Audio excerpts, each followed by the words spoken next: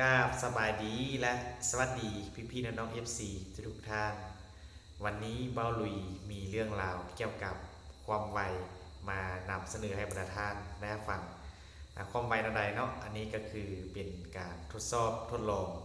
รถที่ผลิตจากฝีมือคนไทยเพื่อนจัดมาทดลองหรือว่าจับความไวเนาะด้วยโทรศัพท์ทุกคนเราจะไปเบิ่งผสมว่ารถที่ว่าผลิตจากฝีมือคนไทยที่ว่าเพื่อนเอาเกียร์รถเก๋งมาเป็นเกียร์ของมันเนาะจากของมันบลุยคิดว่าน่าจะเป็นจากของรถไถนาเดินตามเนาะมันเป็นจากแบบนั้นทุกคนแต่เราจะไปเบิ่งหน้าตาของมันแล้วก็ระบบของมันจะเป็นอะไรความไวของมันว่าจะไวแท้บ่เนาะบ้าลุยคิดว่าพ่อแม่พี่น้องที่ได้เบิ่งคลิปวิดีโอนี้ก็น่าจะเหื่อมือแตกเลยแล้วทุกคนเดี๋ยวเราจะเบิ่งว่ามันจะไวจะวิ่งได้เร็วได้ไวซ้ำใดแล้วก็ใครเป็นคนผลิตสร้างใดเป็นคน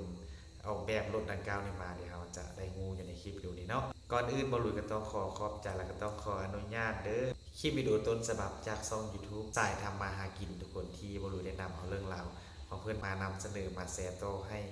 พี่น้องได้เบิ่งชมอยู่ในคลิปวิดีโอนี้เนาะเราไปเบิ่งประสบพร้อมๆกันเลยตัวนี้จะเป็นหน้าตาของรถฝีมือคนไทยทุกคนแต่ว่าเครื่องจักรมันนี้น่าจะเป็นคล้ายๆคือจักรรถไถนาเดินตามเนาะ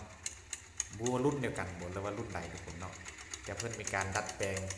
มีการรีไซเคิลมีการประกอบหลายสิ่งหลายอย่างจึงว่าเป็นหน้าตาแบบนี้ทุกคนนี่มันจีมีคนไทยบัวเจ้าใดหรือว่าสร้างใดเนาะตัวนี้เนาะเอาเบิ่งเด้อเพิ่นจะทดสอบ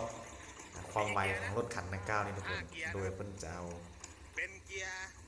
ฮอนด้าเพราะฉะนั้นมี5เกียร์เกียร์ฮอนด้าทุกคนตัวนี้เป็นเอลออนนะครับผมของรถของพี่ลอนนะครับโอ้รถของสร้างลอนเนาะเดี๋ยววันนี้เอาไปเบิ้งนะทุกคนเนาะเพิ่นจะเอาเอาโทรศัพท์ตั้งความไวเนาะให้กี่ได้เท่าไหร่ความไวว่าความเร็วตั้งความไวหรือว่าความเร็วเป็น GPS เป็นอย่างทุกคนเนาะใส่แอปตัวใดเนาะใส่โปรแกรมตัวใดเดี๋ยวเพิ่นจะออกไปทดสอบความไวอยู่ในถนนที่ว่าใหญ่เนาะอยู่ในเส้นทางที่ว่าใหญ่เพิ่นก็ออกไปเลยทุกคนสำหรับคันนี้พ่อก็ชักเก่งมงคลกินกัสนะครับโอ้เสียงแน่นเสียงดังคักนะทุกคนเนาะ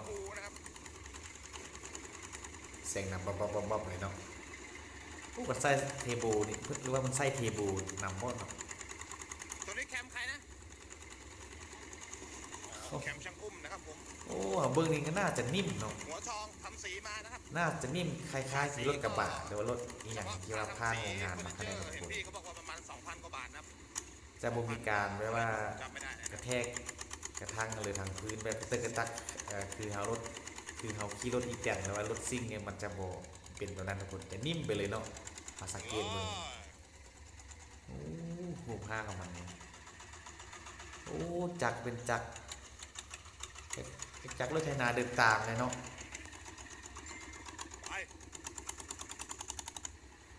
อันนี้เกียร์อะไรเบิ่งนะทุกคนเด้อตอนนี้เพิ่งกำลังสตาร์ทออกเครื่องแล้วทุกคนกำลังสปีดเดี๋ยวนี้เพิ่งกำลังจับเวลาเนาะเกียร์3ละโอ้เสียงอย่าง5เราเกียร์4ละอ๋อฟังแต่เสียงเนาะทุกคนเนาะเบิ่งแต่เสื้อคนขับเนาะลมพัดซะนิดป่ารถแข้งคนนั้นอย่าง5แล้วทุกคนโอ้โหยอดเลยเนาะอะไรละ65ละ5แล้วทุกคน65 GPS แล้วเนาะ70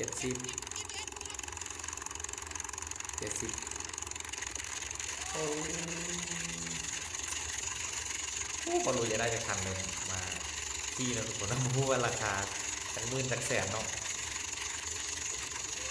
มันจะไวได้ใจขนาดทุกคนเนาะ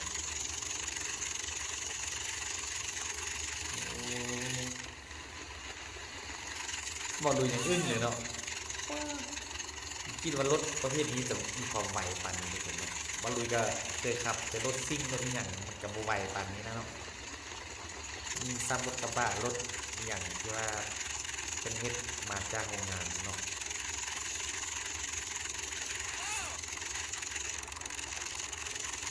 โอ้โหได้ละ72 75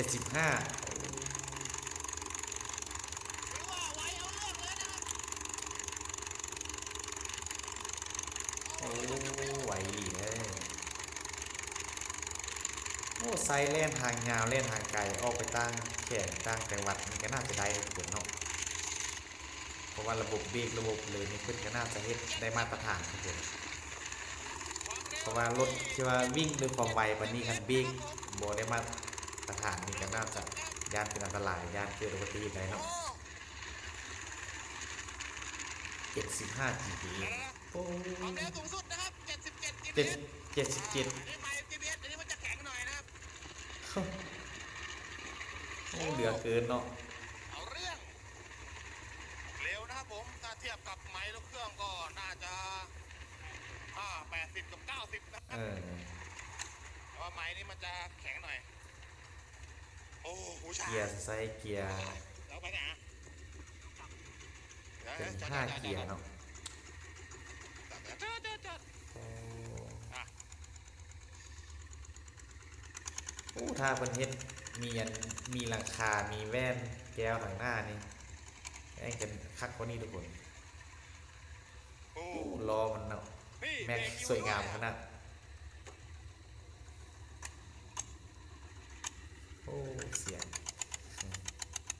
โอ้ความเร็วถือว่าไม่ธรรมดานะสำหรับคันนี้ อ่า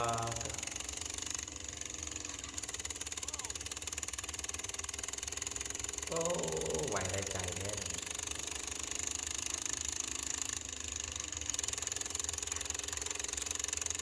โอ้จะได้จะคันเลยมันไซส์นี้เนาะ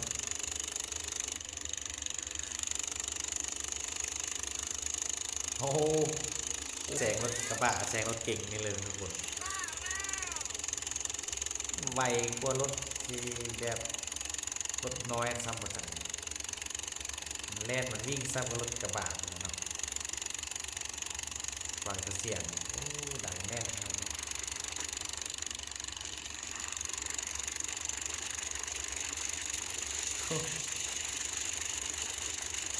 สุดยอดเลยเนาะคนไทย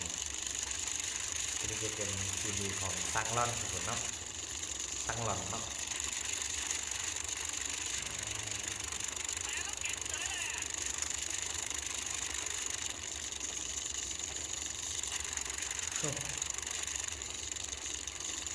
ยอด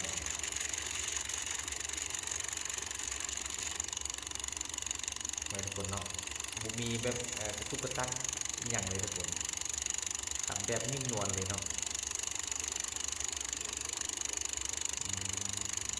บัวช่วงล่างของรถคันนี้เพิ่นใส่เป็นแนบหรือว่าใส่เป็นสุอัพอีหยังเนาะ สรุปนะครับผมความเร็วอยู่ที่77 GPS ครับ 77 GPS GPS โทรศัพท์เนาะ สูงสุดเนาะ ถ้าเทียบเป็นไมล์รถปกติก็น่าจะประมาณ80 กว่าเนาะเท่านั้น โอ้คันเทียบใส่รถแลบปกติน่าจะประมาณ80 หรือว่าความเร็วไม่ธรรมดานะครับสำหรับรถสูบเดียว สูบเดียว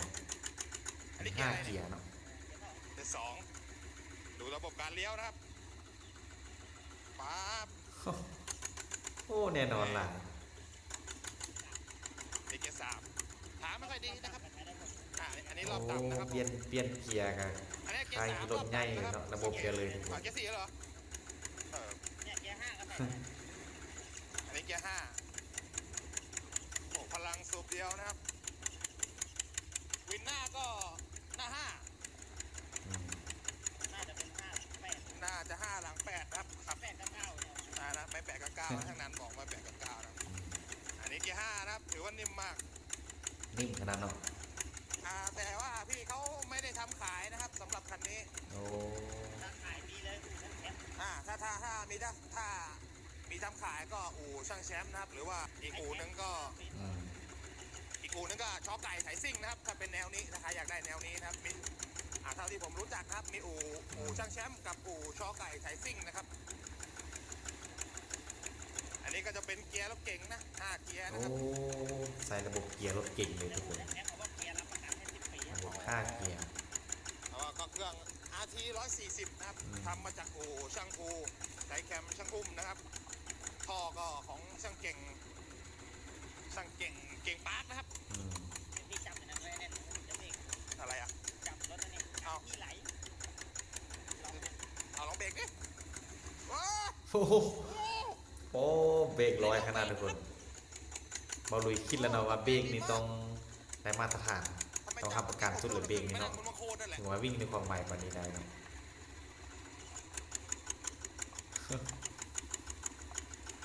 โอ้อยากได้จะคันเลยเนี่ย ไม่น่าซื้อกระบะเลยนะ โอ้โหอย่างนี้วิ่งชัยนาทพิจิตรก็คงไม่ช้าแน่นอนนะความเร็วระดับนี้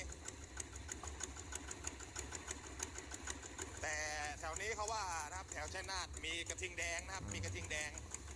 วิ่งเป็น100 GPS นะครับ แต่ผมก็คงไม่กล้าขึ้นไปกับพี่เขาหรอก เพราะว่ามันน่ากลัวนะครับ อืม มองกันทิ้งวิ่งอยู่มัน110 GPS ถ้าเป็นโครงกระทิงนะเครื่องแถวนี้นะครับ อืม ประมาณ110 GPS นะครับ